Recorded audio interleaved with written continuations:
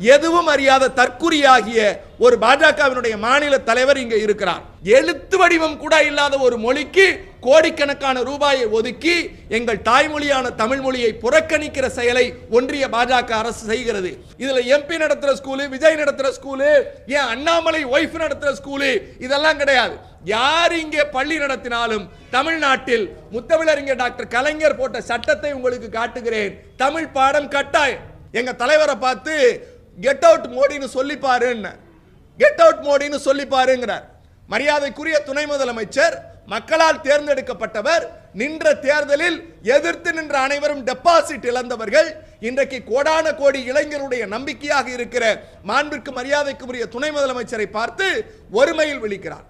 கேவலம் கவுன்சிலர் கூட ஆக முடியாத தற்குரிய அண்ணாமலை எங்கள் தலைவர்களை பார்த்து கேள்வி கேட்பதற்கு என்ன? எங்களை பார்த்து போஸ்ட் ஓட்டுவேன், போஸ்ட் ஓட்டுவேன், செங்கலை புடுங்குவேன். செங்கலை புடுங்கிறதுக்கு கொத்தனார் இருக்கார். எங்க யாராவது அடைச்சிக்கிச்சுன்னா நாங்கள் அவங்களை கூப்பிட்டு பார்த்துப்போம். அண்ணாமலை எங்களுக்கு தேவையில்லை.